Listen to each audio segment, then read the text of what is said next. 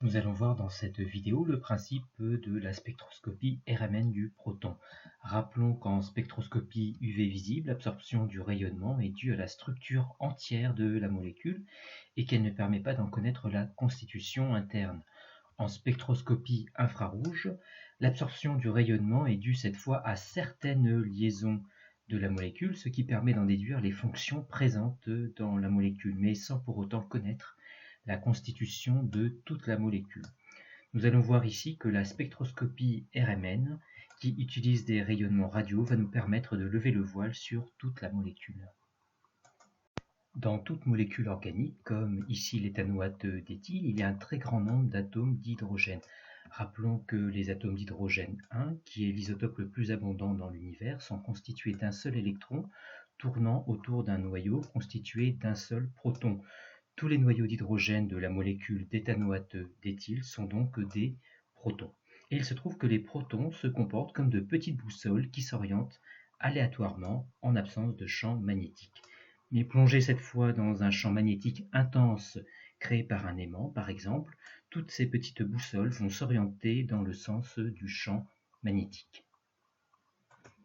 Il est possible de faire osciller la petite boussole dans un champ magnétique autour de sa position d'équilibre en apportant de l'énergie sous forme d'un rayonnement. Et lorsque la valeur de celle-ci est quelconque, l'oscillation reste faible. Mais pour une valeur d'énergie bien précise, l'oscillation devient maximale. On obtient alors un phénomène appelé résonance magnétique, ici nucléaire, car elle concerne les noyaux d'hydrogène, d'où les initiales RMN. Phénomène qui va être mis à profit ici. Les protons de la molécule d'éthanoate d'éthyle pourront atteindre également la résonance à condition de leur fournir une valeur particulière d'énergie. Mais cette énergie pour un proton dépend de son environnement moléculaire. Deux protons seront dits dans le même environnement moléculaire s'ils sont situés à égale distance de tous les autres atomes de la molécule. Ils résonneront donc alors pour une même énergie reçue. Il apparaît que les trois hydrogènes du groupe CH3 ici sont dans le même environnement moléculaire car ils sont tous les trois situés à égale distance de tous les autres atomes de la molécule. Même chose pour ces deux atomes d'hydrogène du groupe CH2 et la même chose pour les trois hydrogènes du groupe CH3 qui se trouve ici. Il y a donc dans cette molécule trois environnements moléculaires différents. Le nombre de valeurs d'énergie absorbées est différent pour une molécule, ici 3, révèle donc différents environnements moléculaires pour les protons de la molécule, et c'est ce qui est à la base de la spectroscopie RMN, qui consiste à recréer la structure de la molécule à partir de ces fragments constitués par ces différents environnements moléculaires. Nous allons énoncer ici les règles de lecture d'un spectre RMN reposant essentiellement sur les différences d'environnement moléculaire des protons de la molécule.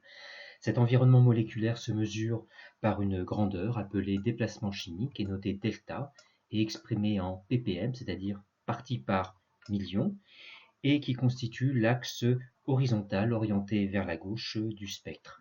Et sur l'axe vertical figure l'intensité des signaux. La règle de base est que chaque groupe de protons équivalents, c'est-à-dire dans le même environnement moléculaire, est représenté par un signal qu'on appelle également massif.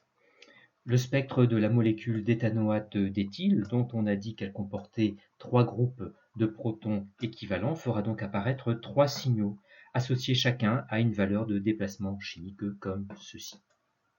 Et on voit tout de suite que chaque massif possède un certain nombre de pics, que l'on peut retrouver grâce à la deuxième règle dite de multiplicité, règle des n+1, où n est le nombre de protons portés par les atomes de carbone juste voisins. Et selon cette multiplicité, on précisera le type de signal. Voyons la multiplicité dans notre molécule d'éthanoate d'éthyle. Pour connaître la multiplicité des protons de ce groupe, on comptabilise le nombre de protons portés par le carbone juste voisin qui est ici et qui n'est lié à aucun proton. La règle de multiplicité nous donne 0 plus 1 égale 1, c'est-à-dire que ce massif est représenté par un singulier que nous retrouvons ici.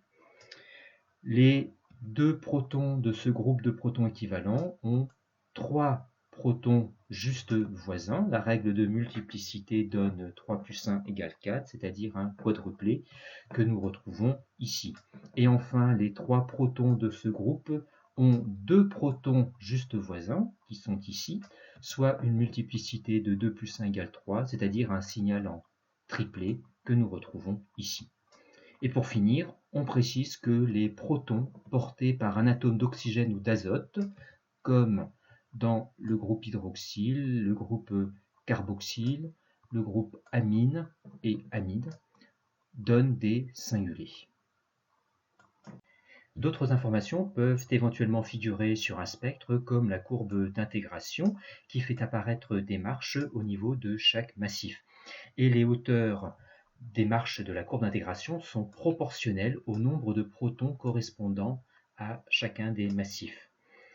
Les deux hauteurs de marche ici sont identiques car leurs massifs correspondent aux 3 protons des 2 groupes CH3 de la molécule.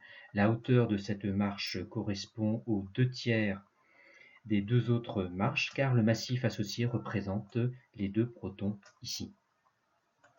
Une table de déplacement chimique peut éventuellement être fournie également pour associer chaque groupe de protons équivalent à un massif du spectre.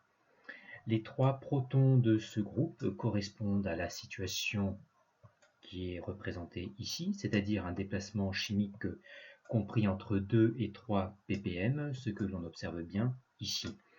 Les 2 protons de ce groupe correspondent à la situation qui est ici, c'est-à-dire un déplacement chimique compris entre 4 et 5,5 ppm, ce qu'on observe bien ici.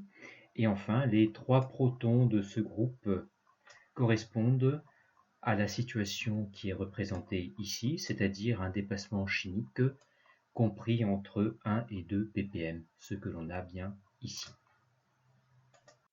En conclusion, à l'aide des règles vues, il faut savoir prévoir le nombre de massifs et la multiplicité de chaque massif d'une molécule, ou encore savoir associer son spectre à une molécule parmi plusieurs propositions de spectres, ou encore savoir associer une molécule à un spectre parmi plusieurs propositions de molécules.